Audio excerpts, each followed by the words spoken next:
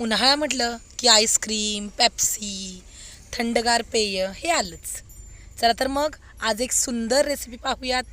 नमस्कार, मी विद्या शिंदे स्वागत करीत आहे आज रंजनाज रेसिपीजमध्ये. आज आपण पाहणार आहोत होममेड व्हॅनिला आईस्क्रीम. आईस्क्रीमसाठी फुल फॅट असलेलं, अगदी भरपूर मलाई असलेलं दूध घ्यायचं आहे आपण. तर हे 1 लिटर दूध घेतलं आहे. त्याच्यामध्ये मी ही व्हॅनिला आईस्क्रीम पावडर आणलेली आहे आणि त्याच्यामध्ये घालायची 200 ग्रॅम साखर. आणि हे सगळं मिश्रण आपल्याला एकदम छान मिक्स करून घ्यायचं आहे. हे तुम्ही ब्लेंडर मिक्स करू शकता किंवा मिक्सरमध्ये पण मिक्स करू शकता.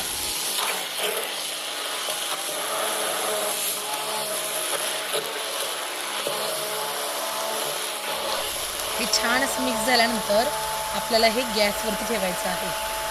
गॅसवरती ठेवून सतत आपण हे ढवळत राहायचं आहे आणि खालून ढवळायचं आहे, नाही तर खाली लागेल आणि आपल्या आईस्क्रीमला करपलेला वास येईल.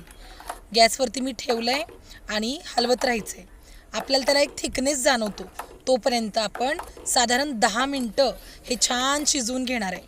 हे बघा, हे घट्ट व्हायला लागले की नाही. आता बघा किती सुंदर उकळी छान फुटून हे घट्ट व्हायला लागले. हे शिजतंय तोपर्यंत व्हिडिओला लाईक, शेअर आणि सबस्क्राईब करायला विसरू नका आणि बेलचे बटन नक्की दाबा. पहा हे कसं घट्ट झालं आहे. आता आपण गॅस बंद करूया. आता मी हे एका भांड्यामध्ये गार पाणी घेतलं आहे आणि त्याच्यामध्ये हे पातेलं ठेवून ते थंड करायला ठेवलं आहे. आता हे थंड केल्यानंतर अशा ह्याच्या गुठळ्या होतात. मग आपण ह्याला परत मिक्सरमधून काढून घ्यायचं आहे. हे आपण मी सांगितलं की नाही तुम्हाला, एक 2-3 वेळा आपण छान मिक्सरमधनं काढून घ्यायचं आहे. आता पहा हे छान झालेलं आहे. आता हे थंड पण झालं आहे. आता हे आपण फ्रीजरला ठेवून देऊया. आता काय करायचं आहे, आपण 2 तासाने बाहेर काढायचे. 2 तासाने बाहेर काढल्यानंतर पुन्हा एकदा मिक्सरमध्ये फिरवून घ्यायचं आहे.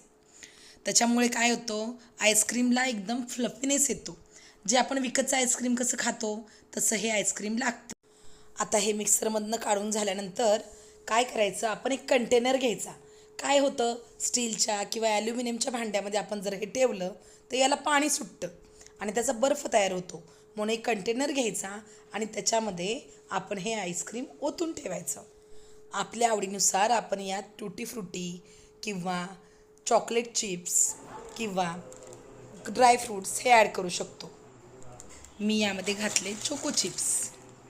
बघा किती मस्त टेम्पटिंग दिसते की नाही आईस्क्रीम आपलं. असं वाटते आत्ताच संपून टाकावं.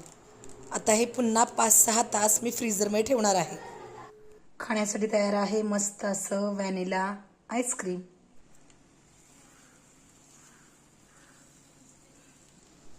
बघा किती सॉफ्ट झालंय.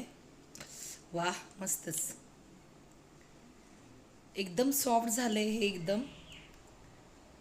आणि त्याला असं एक फ्लफीनेस पण आलाय. हे तोंडात टाकलं की विरघळणार आहे. चला मग कधी करून पाहताय, नक्की करून पहा आणि व्हिडिओला लाईक, शेअर आणि सबस्क्राईब करा.